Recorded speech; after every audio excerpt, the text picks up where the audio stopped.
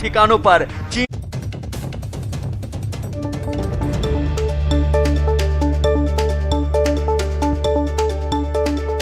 इस वक्त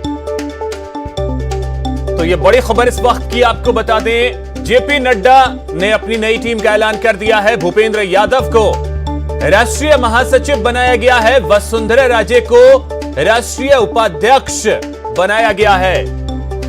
तो बीजेपी के राष्ट्रीय अध्यक्ष जेपी नड्डा ने अपनी नई टीम का ऐलान किया है। पदाधिकारियों की नई टीम की घोषणा उनके द्वारा की गई है, जिसमें वसुंधरा राजे को शामिल किया गया है। भूपेंद्र यादव राष्ट्रीय महासचिव बनाए गए हैं। सुधीर हमारे सहयोगी अधिक जानकारी के साथ जुड़ रहे हैं। सुधीर, वसुंधरा राजे और प्रदेश के और कौन कौन से नेता हैं जिनको जगह मिली है इस बार नड्डा की टीम में? देखिए, दो बड़े नामों के तौर पे देखा जा रहा है। अलका गुर्जर का नाम है, जो कि प्रदेश की उपाध्यक्ष हैं, प्रवक्ता रही है, विधायक रही है, उनको नड्डा ने अपनी टीम में शामिल किया है। दूसरा नाम है राज्यवर्धन सिंह राठौड़ का, जो कि राष्ट्रीय प्रवक्ता बने हैं। अभी हमारे साथ अलका गुर्जर साथ में, उनसे जानेंगे अभी तक प्रदेश की जिम्मेदारी आपके पास थी प्रदेश उपाध्यक्ष के तौर पर, लेकिन अब राष्ट्रीय मंत्री की जिम्मेदारी आपसे आ गया। राजस्थान से निकलकर पूरे देश की राजनीति पे है कि आपके पास आ गई है। किस तरह से आप अपनी भूमिका का निर्वहन करने वाली है बीजेपी में? सबसे पहले तो राष्ट्रीय नेतृत्व और प्रदेश नेतृत्व का बहुत बहुत आभार कि इस भूमिका के लिए उन्होंने मुझे चुना है। और मैं भारतीय जनता पार्टी की कार्यकर्ता होने के नाते जो भी कार्य मुझे दायित्व मिला है उसमें जो भी काम दिया जाएगा उसमें पूरी निष्ठा के साथ करने का पूरा प्रयास करूँगी। क्योंकि आप गुर्जर समाज से आती है और गुर्जरों की खास तौर से बीजेपी में नाराजगी देखी गई, और 2018 के जो विधानसभा चुनाव थे उनमें एक भी गुर्जर विधायक चुनकर नहीं आया। ऐसे में गुर्जरों की नाराजगी दूर करने को लेकर देखा जा रहा है कि आपका बीजेपी में राष्ट्रीय मंत्री बनाया गया है। और दूसरी ओर गुर्जरों का जो नवी अनुसूची में डालने का जो मसला भी है, वो केंद्र सरकार के पास भेजे जाने का मसला है। इन दोनों में सामंजस्य स्थापित करने की बड़ी जिम्मेदारी रहने वाली है। देखिए, गुर्जर समाज भारतीय जनता पार्टी से बिल्कुल नाराज़ नहीं है, ये बिल्कुल गलत थिंकिंग है। और समाज, कोई भी समाज एक तरफा कहीं भी वैसे भी नहीं होता। और जहाँ तक आप आरक्षण वाली बात कर रहे हैं, तो भारतीय जनता पार्टी की सरकार ने ही गुर्जर समाज को अभी तक देवनारायण बोर्ड दिया, ये 5% का आरक्षण दिया, और जो कुछ भी हुआ है वो भारतीय जनता पार्टी की सरकार के समय हुआ है। नवी अनुसूची की बात कर रहे हैं तो वो एक बहुत लंबा विषय है, उसमें कभी बैठकर फुर्सत से फिर हम चर्चा कर लेंगे। बाकी एक कार्यकर्ता के नाते जो मुझे जिम्मेदारी दी गई है उसका निर्वहन मैं पूरी निष्ठा के साथ करने का प्रयास करूँगी। प्रदेश से दो महिला हैं जिनको राष्ट्रीय टीम में लिया गया है, एक वसुंधरा राजे हैं जो राष्ट्रीय उपाध्यक्ष के तौर पर हैं, और आपको मंत्री के तौर पे। तो आप उनके साथ में, क्योंकि विधायक भी रही हैं उनके साथ में जब वो मुख्यमंत्री है, इस तरह से किस तरह से सामंजस्य बैठने वाला है कि सत्ता एक तरफ, दूसरी तरफ संगठन?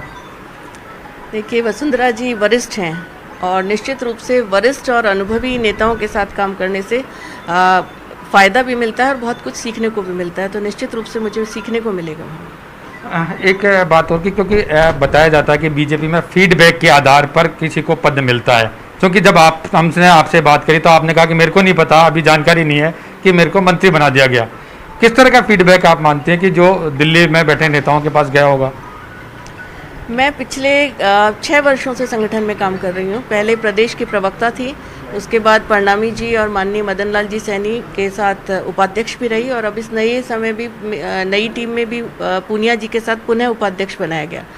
निरंतर रूप से संगठन द्वारा जो भी दायित्व मुझे दिया गया उसका मैंने पूरी अपनी निष्ठा के साथ करने का पूरा प्रयास किया। और मैं विधायक भी थी तो उस समय भी जनप्रतिनिधि होने के नाते काफ़ी काम किया था, और फिर बाकी नेतृत्व ने जो विश्वास किया है उसके लिए आभार। राजस्थान की दृष्टि से देखें, राजस्थान के लिहाज से क्या करने वाली हैं आप, क्योंकि बीजेपी? चलिए, तो हमारे सहयोगी बात कर रहे थे अलका गुर्जर से, लेकिन इसी बीच एक और बड़ी खबर आ गई है जयपुर से, जहां पर फायरिंग से सनसनी फैल गई है। घायल युवती की मौत हो गई है।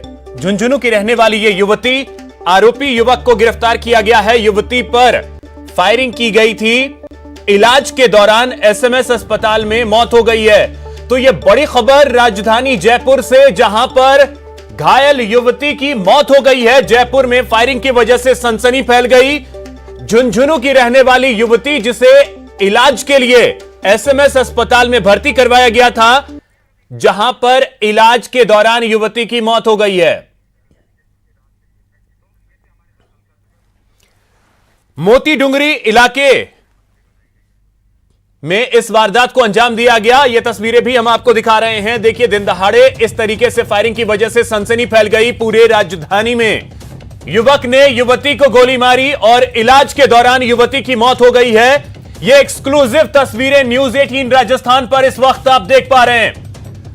फायरिंग का वीडियो भी सामने आया है। ये एक्सक्लूसिव तस्वीरें इस वक्त आप अपने टीवी स्क्रीन पर देख पा रहे हैं। मोती डुंगरी की ये तस्वीरें, जहां पर दिन दहाड़े एक युवक ने फायरिंग की वारदात को अंजाम दिया, युवती को गोली मारी और युवती को गोली लगी, जिसके बाद उसे इलाज के लिए एसएमएस हॉस्पिटल ले जाया गया, जहां पर उसकी इलाज के दौरान मौत हो गई है।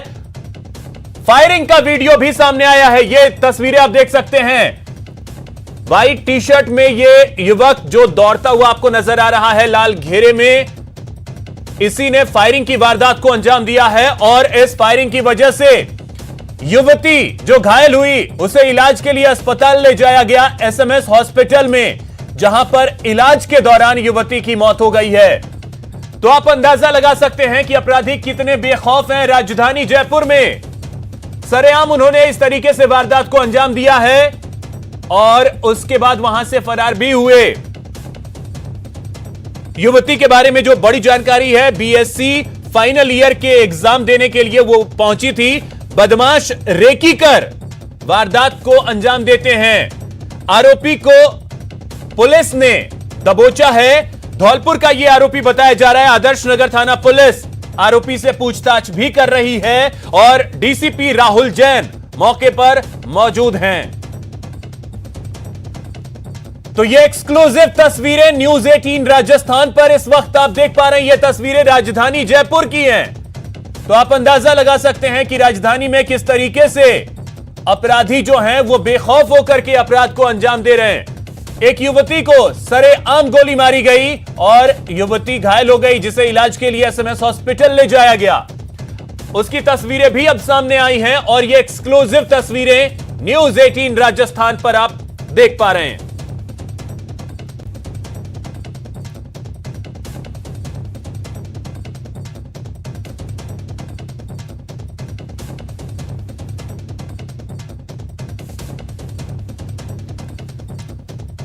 तो इन तस्वीरों को आप देखिए, दिन दहाड़े किस तरीके से, और ये तस्वीरें जो हैं वो जयपुर के मोती डुंगरी की है। तो आप अंदाजा लगा सकते हैं कि मोती डुंगरी इलाका जो कि एक पॉश इलाका माना जाता है, भीड़ भाड़ का इलाका रहता है और वहां पर सड़क पर इस तरीके से बेखौफ होकर बदमाश फायरिंग करते हैं।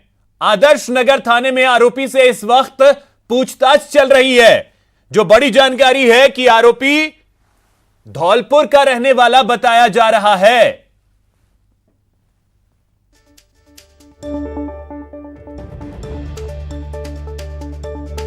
और देखिए, इन तस्वीरों को देख करके आप अंदाजा लगा सकते हैं कि अपराधी कितने बेखौफ हैं। और ये तस्वीरें कहीं दूर दराज की नहीं, बल्कि राजधानी जयपुर के मोती डुंगरी इलाके की है। और यहां पर एक बीएससी फाइनल ईयर की परीक्षा देने आई युवती को गोली मार दी गई। लवली हमारे सहयोगी अधिक जानकारी के साथ जुड़ गए। लवली, क्या जानकारी है? दिन दहाड़े इस तरीके से वारदात राजधानी में? देखिए, बिल्कुल दिन दहाड़े इस पूरी वारदात को अंजाम दिया गया है और उस पूरी वारदात को लेकर के जो है पुलिस तमाम तरह के जो पहलू हैं उन पर काम फिलहाल कर रही है। और उसी के तहत ये पूरा जो जानकारी है, जो वीडियो है, ये सामने आया है। लोगों ने काफी बीच बचाव की कोशिश भी करी, युवती को अस्पताल भी लेकर के पहुंचे लोग, लेकिन इस पूरे मामले को लेकर के ये सवाल खड़े किए जा रहे हैं कि जयपुर शहर में इस तरह की वारदात दिन दहाड़े होना वाकई एक बड़ी चुनौती दी है पुलिस को, लेकिन पुलिस इस चुनौती से निपट रही है और आरोपी से पूछताछ कर रही है। जी, तो शुरुआती कुछ जानकारी मिल पाई है कि वजह क्या रही कि इस तरीके से वारदात को अंजाम दिया गया? देखिए सर, देखिए अभिषेक, इस पूरी वारदात को लेकर के अभी तक यही प्रारंभिक रूप से कहा जा रहा है कि इस पूरे मामले को लेकर के जो है आपसी कोई विवाद जो है लड़का और लड़की के बीच में कोई पुरानी बातचीत जो है वो सामने आ रही है। प्रेम प्रसंग से जुड़ा हुआ मामला बताया जा रहा है, लेकिन अभी पुष्टि नहीं हुई है। और आपको ये बताते, इस पूरे मामले को लेकर के पुलिस ने आरोपी को हिरासत में लेने के बाद से लगातार जो पूछताछ का दौर है वो लगातार चालू कर रखा है। युवती का देहांत हो चुका है, युवती का निधन हो चुका है, लेकिन पुलिस जो है आरोपी के तमाम जो कॉल डिटेल्स और तमाम चीजों को खंगाल रही है। चलिए, बहुत शुक्रिया, आप नजर बनाए रखिए। पूछताछ के बाद चीजें क्या कुछ निकल करके सामने आती हैं, ये भी देखना अहम होगा। बहुत शुक्रिया आपका लवली, इन तमाम जानकारियों के लिए।